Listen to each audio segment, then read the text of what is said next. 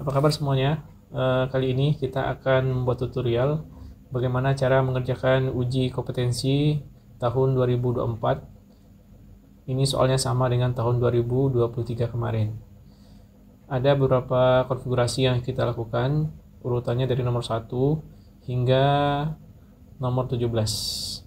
Untuk gambar kerja seperti ini, akses internet nanti terhubung ke port 1 mikrotik.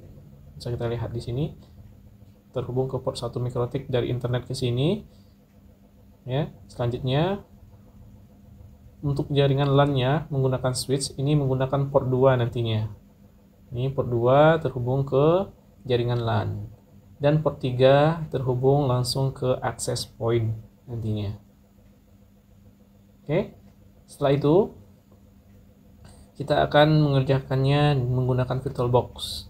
Untuk itu jaringannya, untuk mikrotik ini kita sesuaikan dengan settingan port yang telah kita uraikan sebelumnya.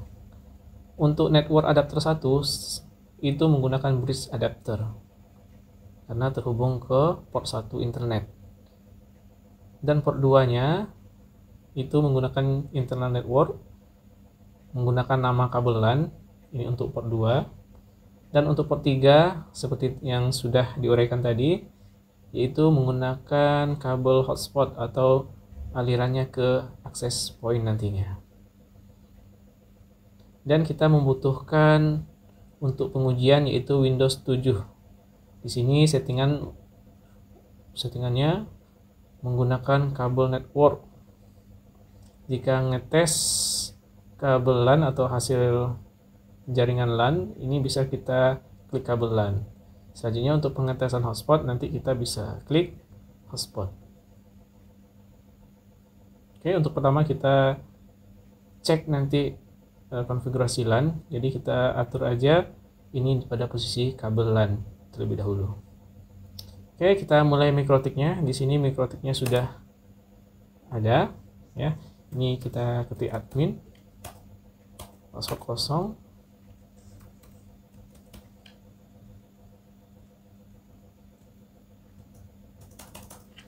Kita bisa mengakses langsung menggunakan Winbox di sini.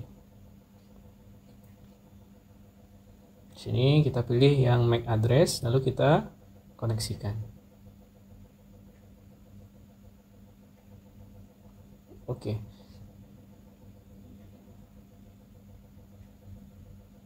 Sesuai soal yang diberikan, untuk konfigurasi pertama, kita harus mengatur DNS. Ya, untuk mengatur DNS, bisa kita klik IP, lalu kita klik DNS. Ya, lalu kita klik di sini servernya, kita gunakan server Google 8.8.8.8.8 kali. Bisa juga kita tambahkan yaitu IP jaringan LAN kita sesuai dengan soal yang diberikan. Itu IP LAN kita ini 100.1. Kita ketik aja 192.168.100.1. Di sini kita masukkan untuk ether 3-nya untuk hotspot sesuai soal kita 192.168.200.1. Kita klik allow remote access, remote request untuk agar klien nanti bisa mengakses server secara otomatis. Lalu kita klik apply dan OK. Di sini kita sudah membuat NTP DNS. Setelah itu kita akan mengatur NTP. Kita klik IP, kita klik System, kita klik NTP Client. NTP Client ini berguna nanti agar klien kita, agar waktunya itu tersinkronisasi dengan waktu yang ada di mikrotik. Di sini kita klik Enable, kita pilih modenya Unicast. Di sini untuk primary NTP-nya kita masukkan 0.id.pool 1.ntp.org.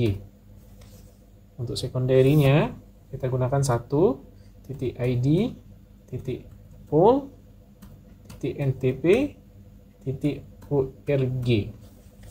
Lalu kita klik apply dan oke, sehingga muncul IP NTP-nya secara otomatis. Lalu kita klik OK. Setelah itu kita cek untuk pengatur waktunya. Kita klik sistem, lalu kita pilih clock di sini. Untuk waktunya kita pilih time zone-nya yaitu Indonesia. Berarti kita Asia Jakarta. Lalu kita klik apply dan oke, sehingga waktunya muncul seperti waktu sekarang. Nah, di sini kita sudah mengerjakan NTP. Setelah itu kita akan mengerjakan web proxy dengan case administrator, yaitu nama peserta @sekolah.sch.id. Baiklah, kita klik IP, lalu kita pilih web proxy.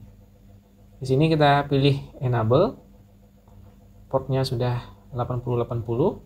Di sini case administratornya seperti soal tadi. Di sini kita pilih nama, umpamanya guru @smk.sch.id.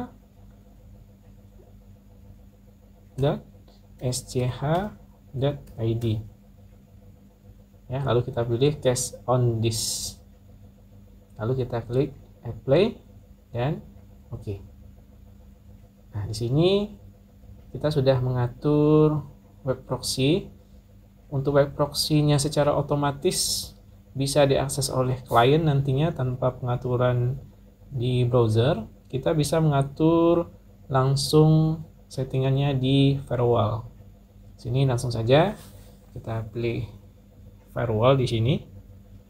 Setelah itu kita pilih NAT sini, lalu kita tambahkan di menu general, kita pilih di sini DST NAT. Ya. Setelah itu kita gunakan protokolnya, protokol TCP, dan DST portnya kita pakai 80 karena proxy bekerja di port HTTP. Setelah itu kita akan mengatur actionnya. Actionnya di sini kita pakai redirect dan to portnya 8080 sesuai dengan IP, sesuai dengan port proxy kita tadi sebelumnya. Lalu kita klik apply dan oke. Di sini proxy sudah bekerja. Ya, bisa kita lihat di sini web proxy status. Nah, di sini akan tercatat kalau seandainya kliennya nanti terhubung dengan proxy-nya. Ini akan berjalan nanti berapa yang diterima di server, berapa yang dikirim dari server, data-datanya akan melewati proxy terlebih dahulu. Nah, di sini proxy sudah selesai. Kita lanjut ke berikutnya. Kita akan menggunakan DHCP client agar MikroTik kita bisa mendapat akses internet. Di sini bisa kita klik IP, lalu kita pilih DHCP client. Di sini sudah otomatis ada. Jika belum, bisa kita hapus ini. Kita klik tanda tambah ya. Kalau seandainya tidak ada di sini DHCP client-nya, kita klik tanda tambah. Lalu kita pilih Ether 1. Kenapa Ether 1? Karena Ether 1 terhubung ke internet. Lalu kita klik apply dan oke. Request. Kita tunggu requestnya hingga muncul IP-nya. Ether 1. Kita hapus dulu. Kita ulangi lagi. Ether 1. Apply dan oke. Nah, di sini statusnya sudah bound atau terhubung. Jadi MikroTik kita menggunakan IP 192.168.35.175/24. Ya, /24. Ini juga berarti pada address nih, IP address sudah terisi juga IP secara otomatis karena penggunaan DHCP klien tadinya. Ya. Juga secara otomatis akan ada IP roots-nya di sini. IP roots-nya di sini. Ya. IP root-nya untuk internet yaitu 0.0.0.0/0 dan menggunakan gateway-nya 192.168.35.91. Artinya kamu juga bisa membuat IP DHCP klien ini secara manual, yaitu dengan memasukkan IP address 35 titik sekian-sekian ya, sampai 254 masih bisa ini dipakai ya, 35 sekian-sekian. Kita masukkan nanti di firewall-nya, nanti kita masukkan di IP root-nya, IP DST address ini dan gateway-nya ini. Jadi ini tergantung dari IP yang diberikan oleh ISP kamu masing-masing.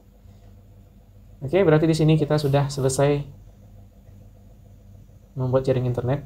Bisa kita buktikan dengan menggunakan terminal. Di sini kita ping ke 88. Ya, artinya kita sudah sukses menghubungkan mikrotik kita ke jaringan internet. Lanjut ke tahap berikutnya. Di sini jaringan lokal, ya, jaringan di port yang nomor 2 tadi. Di mikrotik kita kan ada 3 port yang digunakan. Port pertama untuk internet, port 2 untuk LAN, port 3 untuk hotspot. Jadi ini adalah IP untuk LAN.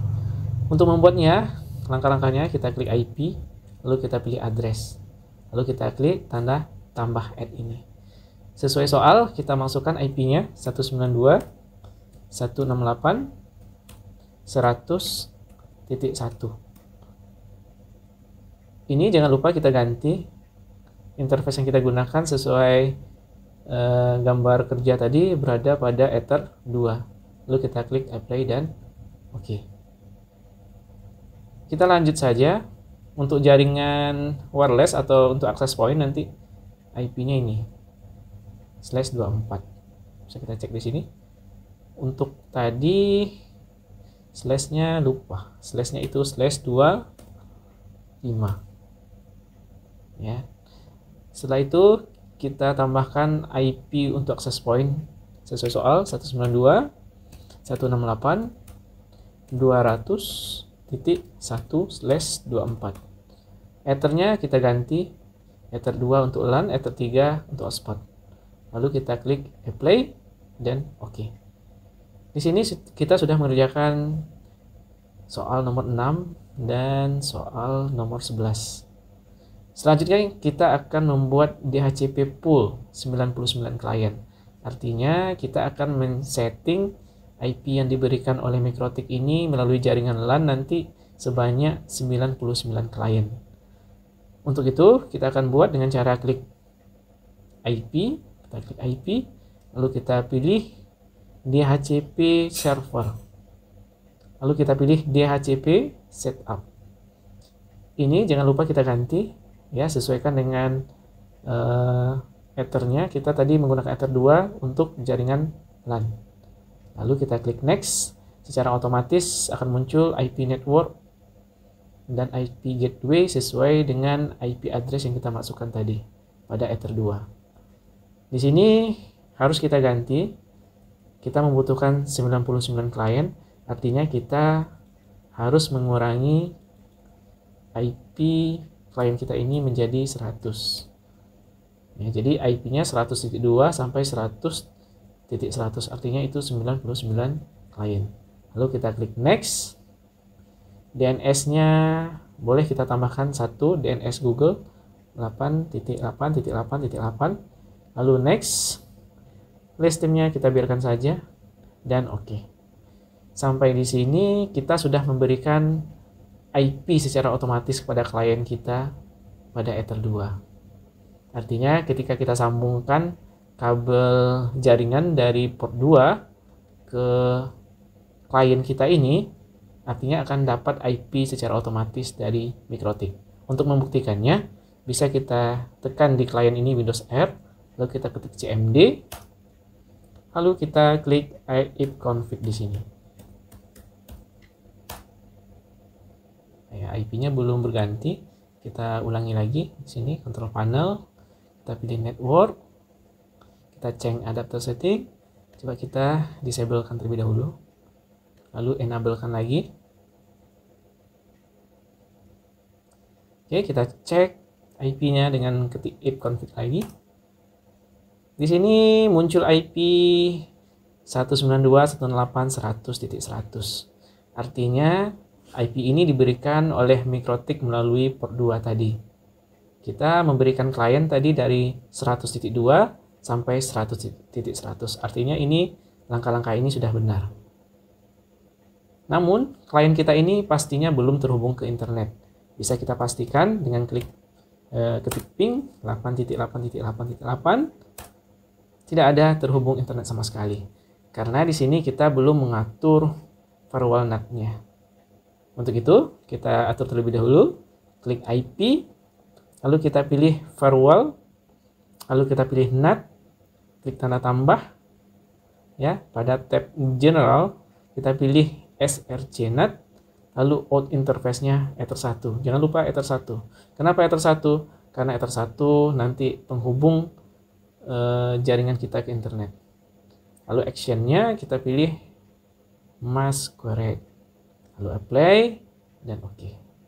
Artinya klien kita sudah bisa mengakses internet.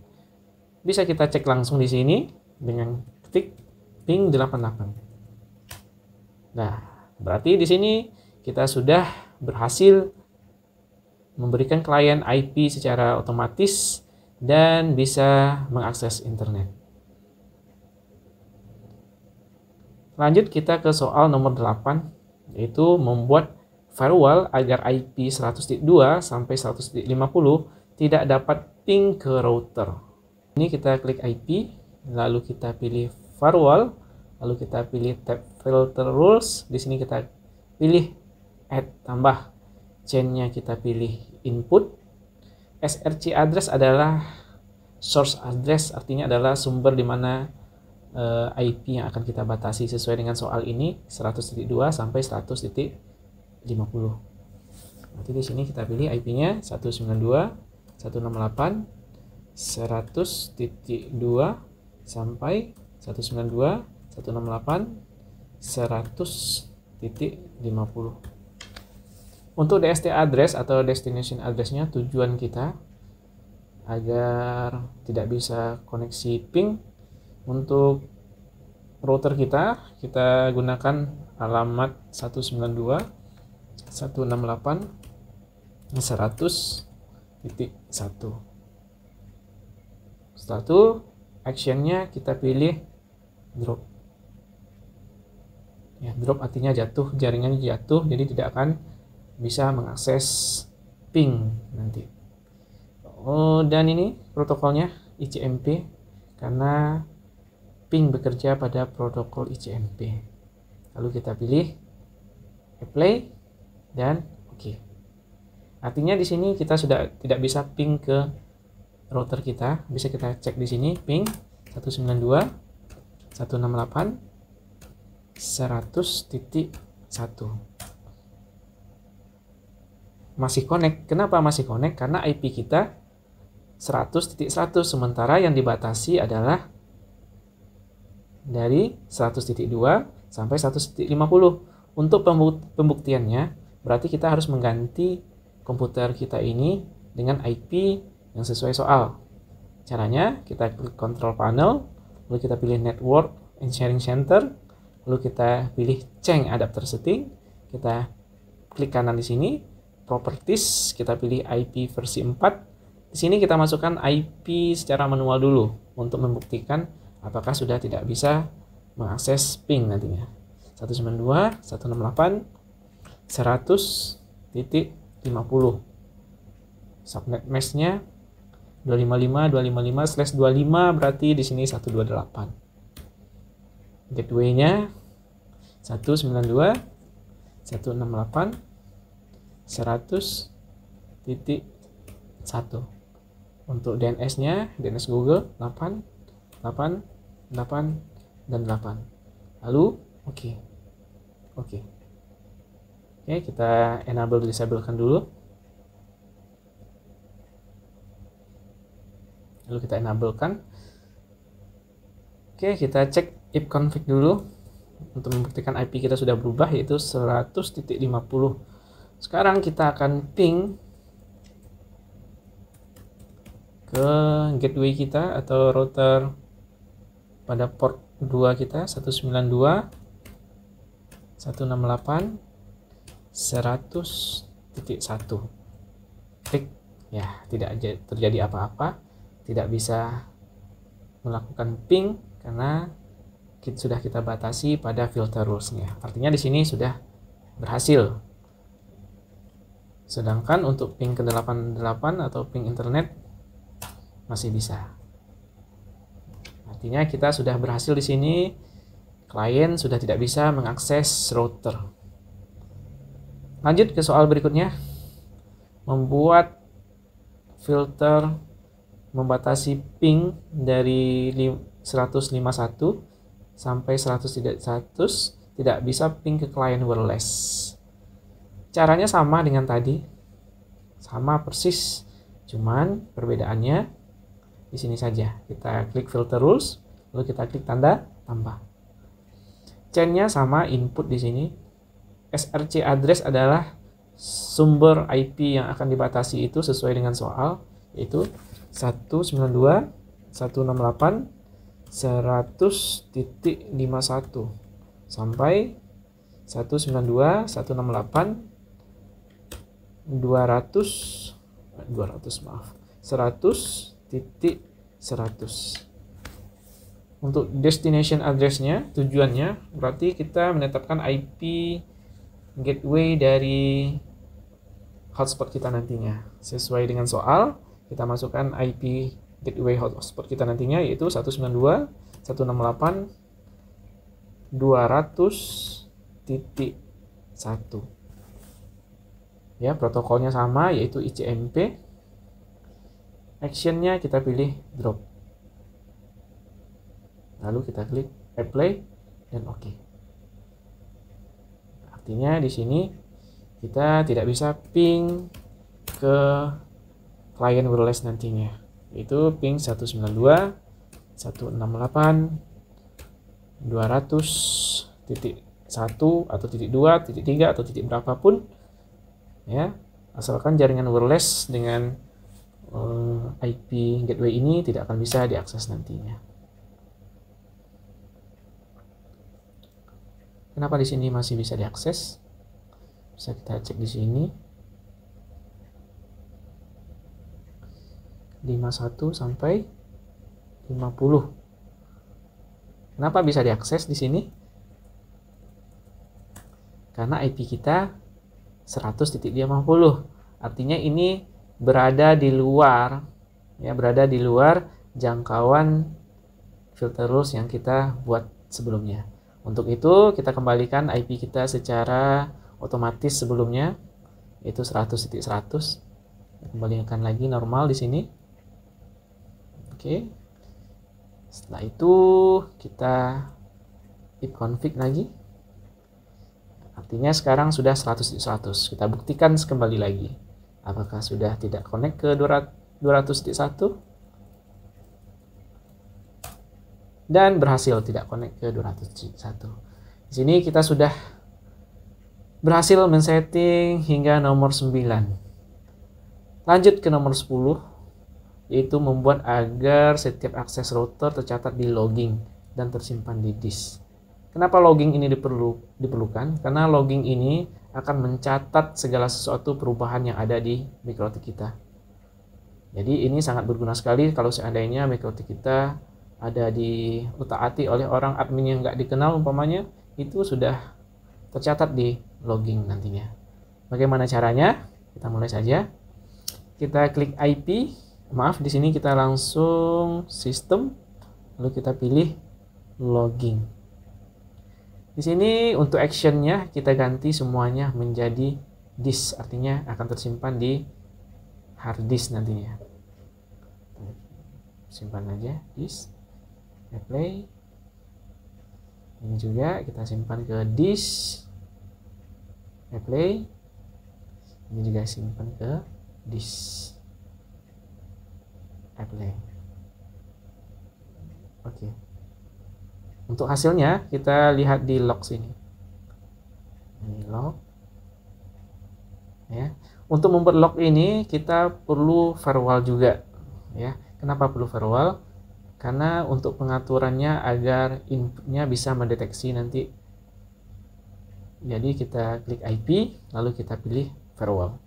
Ini filter rules, kita klik tanda tambah, lalu kita pilih di sini change-nya forward saja. Terus kita pilih chain-nya forward, action-nya kita pilih log. Action-nya kita pilih log. Log prefix-nya kita buat sini simpan. Lalu kita klik apply dan oke. Di sini sudah berhasil. Sekarang kita buktikan bagaimana kerja log itu. Kita akan buat IP baru umpamanya di sini, atau mengganti nama, contohnya sistem identity. Kita ganti mikrotik umpamanya dengan guru umpamanya, apply dan oke. Sehingga di sini akan tersimpan di disk dan tercatat di log. Jadi dimanapun klien berada, ketika mengakses mikrotik kita akan langsung tercatat di sini.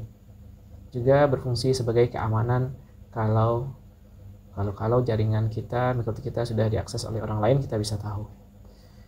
Di sini kita sudah membuat settingannya dari urutan 1 sampai nomor 10 sampai nomor 11. Ya, untuk materi berikutnya kita cukupkan sampai di sini dulu. Nanti kita sambung lagi di lain kesempatan.